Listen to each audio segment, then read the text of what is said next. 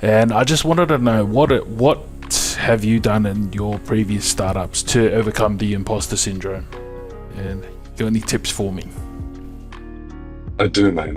I do. So, like you, I struggle with imposter syndrome. I still do today. And when I'm in a position to have an open and honest conversation with anybody else in startups, we've all got it, Yeah. all of the time, and it never goes away. So, I really recommend there's a great talk that Mike Cannon-Brookes, one of the co-founders of Atlassian, did at a TEDx Sydney event a few years ago now, but you can find it on YouTube.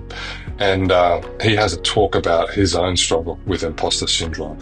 The thing is, we're all tackling things that we're unqualified to do all of the time, and you'll tackle one challenge and you'll get through that, and then you look around and right, what do I have to do next? Oh no, there's another seemingly impossible challenge that I have to take on now, right? If you find yourself for a long period of time with no seemingly impossible challenges to take on, then you're probably not really building a startup, or you're probably not advancing a startup at a pace that's going to allow it to succeed in the face of competition, right? So first of all, we can accept that no matter how successful we are, no matter how long we go at this, we're always going to suffer from imposter syndrome.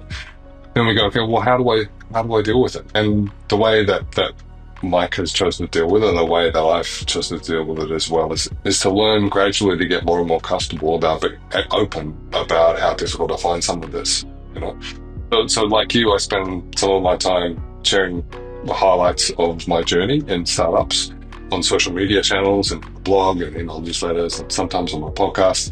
And what I'm trying to do is not just share the highlights, but also the lowlights as well. This is a thing that I just don't know how to do, you know, and I've tried to do it myself. Like, I think it's important to show that, you know, I've had a crack at this, and I'm just stuck right here. I'm not reaching out explicitly to ask for help, but I'm just sharing with the world out there, with the people who sometimes glance at something that I've written. You know, I'm just stuck on this thing.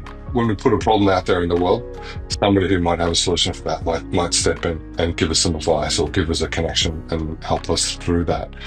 It's natural to feel a little bit ashamed. It's natural to feel a little bit embarrassed when we do that, but it can be a really powerful thing. When you get into the habit of being able to do that, you can also call back times in the past. Once the immediate, the short-term pain has passed of that way you stuffed up, that time you took the wrong approach, or that time you thought you had it covered and you didn't. Yeah. You know, it might be 6 months, it might be a year, it might be 5 years down the track. But when you look back on something, there's much less pain involved. And then it can be a really good example to share with somebody.